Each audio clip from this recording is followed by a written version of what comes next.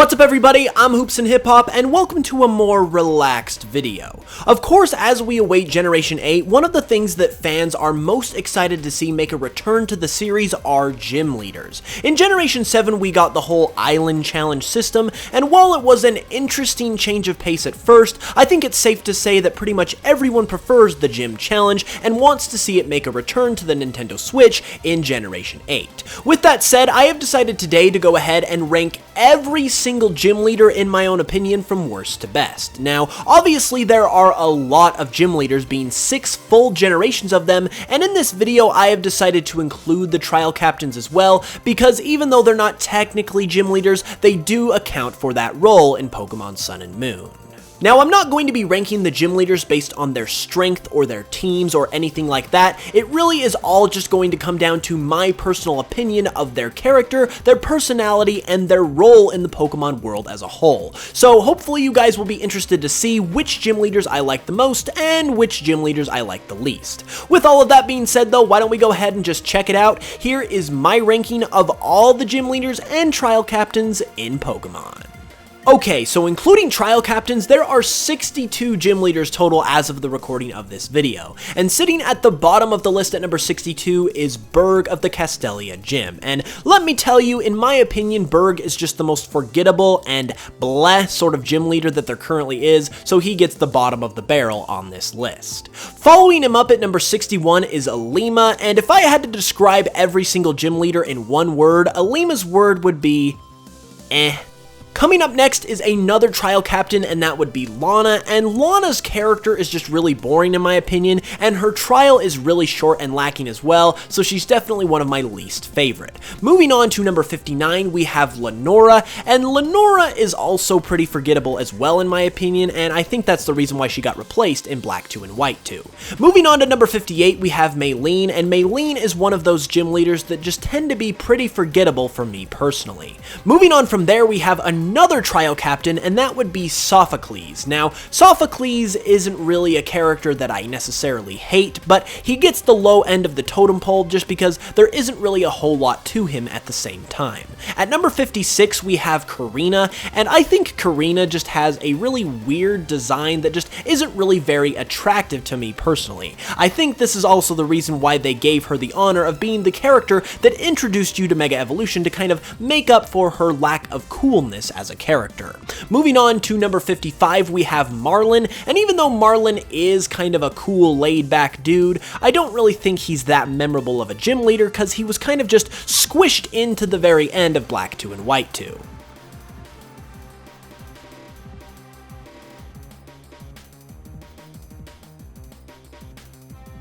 At number 53, we have Iris, and Iris is so low on this list just for the simple fact that she is extremely annoying in the anime. Moving on, we have Crasher Wake at number 52, and Crasher Wake, even though I don't necessarily hate him, does have kind of an interesting and weird design, being a wrestler who's also a water master. Up next, we have yet another trial captain, and that would be Kiawe. All of the trial captains are so low on my list, obviously, because you don't necessarily have to battle them within the story of Sun and Moon, and for Kiawe in particular, I wasn't really a fan of his goofy trial, and I just thought it was a little bit too lighthearted for me personally. At number 50, we have Wulfric, and even though I think it's awesome to see the Ice type be the 8th and final gym in a region, Wulfric just doesn't have that much going on that makes him stick in my mind for me personally. At number 49, we have Clement, and obviously Clement is a little more memorable being Ash's companion in the anime. He doesn't really have a lot going on for him past that. At number 48, we have Olympia, and Olympia is a little bit cooler because she's got that whole psychic vibe going on, and there was a lot of speculation with her being possibly linked to Pokemon Sun and Moon, but she ends up lower on the list because all of those speculations, for some reason, ended up being completely untrue.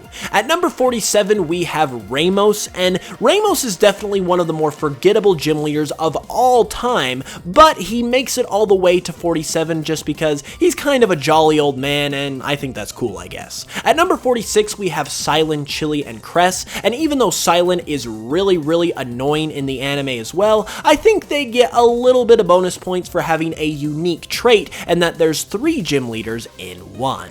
At number 45, we have Biola, and even though Biola doesn't have too much going for her, she is the very first gym leader you encounter in Kalos, so that makes her somewhat memorable, and she is kinda cute too, so we gotta give her at least a little bit of credit for that. At number 44, we have Wallace, and even though Wallace has some serious street cred in the Pokemon world, eventually becoming the champion of the Hoenn League, his design in particular just isn't my favorite personally. At number 43, we have Bugsy, and even though I love Johto and everything in it, when your most memorable trait as a gym leader is the debate on whether or not you're a boy or a girl, that's only going to get you so far. At number 42, we have Juan, and Juan, even though he has a cool design, is only very briefly seen in the Pokemon world, not even being in the ORAS remakes, so he obviously is going to end up on the lower end of the list. At number 41, we have Mina, and even though I love Mina as a character, and I loved her appearance in Let's Go Pikachu and Eevee, obviously she was completely absent in terms of a challenge in Sun and Moon, so that kind of set her back for me personally. At number 40, we have Grant, and even though Grant doesn't have a whole lot going for him, he looks cool as a cucumber and he has rocks in his hair, so that's pretty dang awesome. At number 39 is Falkner, and even though Falkner is a really cool and classic gym leader, he is also the gym leader that literally has the weakest Pokemon of all, so obviously cool and classic could only get him so high on the list. At number 38, we have a similar situation with Price, and even though I think Price is a really cool character, the previous gym leader in the Johto League, that being Jasmine, actually has Pokemon at higher levels than Price does, which obviously makes him kind of a weak gym leader by definition.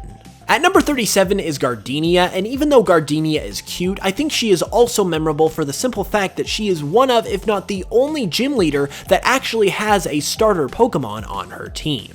At number 36 is Winona, and even though I don't have anything against Winona, I just think there's other gym leaders that are more memorable, significant, and cool in my own opinion. At number 35 is Erica, and even though obviously Erica isn't my favorite, I think she is pretty cool for her possible connections to the Kimono girls in the Johto region. At number 34, we have Tate and Liza, and once again, obviously not my favorite, but they are significant for being the only double battle gym leaders currently in existence. At number 33, we have Byron, and Byron made it this far for the simple fact that he's actually the father of another gym leader in Rourke, and I think that kind of relationship is pretty cool. At number 32, we have Fantina, and Fantina is really cool for the simple fact that she could be, thanks to her text and French accent, possibly from Kalos, and that kind of storyline for a significant character like a gym leader, I personally think is awesome. Number 31, we have Rourke for the very same reasons that we had Byron, being the son of another gym leader in Byron, and then at number 30 we have Candace, because I always have a soft spot for ice type gym leaders personally, and well, Candace is kinda cute, not gonna lie. At number 29 we have Brawly, and Brawly makes it this high for a number of different reasons. Number one, he has a relationship with Bruno, and those kind of relationships in characters like gym leaders I think are really cool, plus he made a very cool reference in the French version of Omega Ruby and Alpha Sapphire to Twitch Plays Pokemon as well, so I had to give him some props for that. At number 28, we have Volkner, and I like Volkner for the simple fact that he's a very tough and kind of loner type of character, and that type of character really appeals to me personally. Speaking of characters that appeal to me personally, at number 27 is Clay, and Clay makes it this far for the simple fact that he is a rootin' tootin' cowboy, and I personally am a huge fan of the whole Wild Wild West era of US history, so that's what gets him this far on this list. At number 26 is Roxy, and even though Roxy has a really cool character design, her most memorable trait for me is that she has the coolest gym theme of all time, where her and her band sing and spell out the word Pokemon, which was a very welcome surprise on the technically limited Nintendo DS. Speaking of rocks, at number 25 we have Roxanne, and I just think Roxanne is cool. I don't really have another reason than that. She's just a pretty cool character. At number 24, we have Janine, and I really think it's cool that Janine is the daughter of Koga and took over the gym for him after he left to become a member of the Elite Four. Speaking of Koga, Koga comes in at number 23, and likewise, not only is it cool that he has a daughter that took over his gym, but I think it's really cool that we got to see him improve from a gym leader to a member of the Elite Four. At number 22 is Drayden, and I really only have one thing to say about him, and that's that he has a beard that looks looks like it defies gravity. And let me tell you, that trait alone is definitely good enough for top 25 on any list. At number 21 is Flannery, and what else am I gonna say? She cute. She uses a cool Pokemon type, and she cute. There you go. At number 20 is Sabrina, and Sabrina is obviously very cool for a number of different reasons, but none more so than the fact that she literally straight up stole the status of official Pokemon League gym from another competing gym also in Saffron City, and let me tell you, it doesn't get any more thug life than that. Number 19 is Lieutenant Serge, and even though Lieutenant Serge has always been a really cool gym leader, he got infinitely more cool with the release of Let's Go Pikachu and Eevee when he gives you an autograph after defeating him, which connects back to Ultra Sun and Ultra Moon as it is the same autograph that the player has in those games. And being responsible for such a cool Easter egg like that definitely gets you a lot of bonus points. At number 18 is Jasmine, and Jasmine has always been one of the most memorable gym leaders ever for me because back in the day she was always a very tough battle because personally I always used to battle her out of order as the 5th gym leader since she's technically the 5th gym leader you come across even though she's actually the 6th gym leader in the gym challenge. At number 17 is the actual 5th gym leader of Johto, Chuck, and Chuck gets this far because he's literally partially based on Chuck Norris, and I don't even think I need to explain myself any further. At number 16 is Acerola, and I really love Acerola's personality. She's got such a happy-go-lucky type of personality, and she's just a really pleasant character, and I really loved her in Pokemon Sun and Moon. Speaking of characters from Pokemon Sun and Moon that I love, at number 15 is Mallow, and Mallow honestly is just as cute as a button, and she definitely deserves the number 15 spot. And now we move into the waifu territory of the list at number 14, because at number 14 we have Skyla. And I mean, I like Skyla for pretty much the same reason that everyone likes Skyla, and that's because she's fine. At number 13, we have Alessa, and let me tell you, I think Game Freak knew exactly what they were doing when they gave us the tandem of Alessa and Skyla in Generation 5, and you know what? I do not blame them one bit. At number 12, we have Misty, and come on, let's be real here, we all knew that Misty was at least going to get top 15, because, I mean, she's freaking Misty. Number 11 is Blaine, and even though I've always really liked Blaine as a character and as a gym leader, he absolutely skyrocketed up my rankings with the release of Let's Go Pikachu and Eevee, because of course in these games, if you have played them, you would know that he gains an absolutely hilarious personality that he didn't really have in games prior, and seeing this change in his personality, or rather this addition, really just made him an absolute treat in the game and just really made him one of my absolute favorite characters ever. Getting into the top 10 now, we have Watson at number 10, and I really like Watson for all of the backstory he received in Omega Ruby and Alpha Sapphire with the new Mauville and C Mauville projects. Having Watson be a part of something as controversial as the C Mauville project, where Pokemon were literally in all likelihood being killed and manifested for their infinity energy, is obviously very intense to say the least, and even though Watson backed out of this project when he was able to see himself that it was wrong, having him be involved in that and having that be a part of his backstory makes him an insanely cool and deep character. At number 9 is Morty, and I've always thought that Morty was a really cool character, and I've always really loved his design, especially his redesign that he got in Heart Gold and Soul Silver. However, the thing I really like about him is that he's actually involved with the overall story and plotline of the Johto region, and does more than just sit in his gym and wait for challengers. He actually goes around and is actually very involved with the legendaries of the region, being of course in Ecruteak City, which I always thought was really cool. At number 8, we have Brock, and very much like Misty, I mean, come on, it's Brock. Not only is he the very first gym leader that was ever challenged in the history of the Pokemon franchise, he obviously is very iconic in the anime, and he used his freaking frying pan as a drying pan. I mean, that's a top 10 quality right there. At number 7 is Valerie, and even though I absolutely love her character design, I also love how connected she is with other parts of the Pokemon world. She is of course from the Johto region, and in all likelihood, even though it hasn't been confirmed, she is from Ecruteak City and is or was one of the Kimono Girls at one point in time. And the fact that she is so seamlessly connected to something like this, even though it hasn't been confirmed yet, just really gives her character that much more intrigue and really just makes her that much more deep and fascinating of a character, which is what ultimately got her a top 10 spot on my list. At number 6 is Norman, and Norman got his spot on the list for very much the same reason that Valerie did, and that's that he has much more to his character than just being a gym leader, and that is of course due to the fact that he is also the player character's father. Now this particular trait is especially significant because not only is he the player character's father who is also the gym leader, he is the only player character father that we have ever seen in the entirety of the Pokemon franchise up to this point. So that alone makes him a very significant character, and the fact that he is also a gym leader makes it all the more cool. And finally, we make it to the top 5, and at the number 5 spot for me is Cheren. Now, the reason why I love Cheren so much is because I absolutely love in video games seeing the progression and development of characters over time, especially when it occurs over multiple titles in the series, and that's exactly what happens with Cheren. In Pokemon Black and White, he serves as your rival and is basically focused on becoming the Pokemon League champion, which of course never happens for him. But even though this never happens, we see him in Black and White 2 actually able to become a gym leader, and seeing him take on this new role within the story of Pokemon Black and White and also improve to the point where he is able to become a gym leader just is such a refreshing sight to see, and obviously gives more to his character as well, which is so vital for me in picking my favorite gym leaders. Up next at number 4 on my list is without a doubt the most infamous gym leader of all time, and that of course would be none other than Whitney.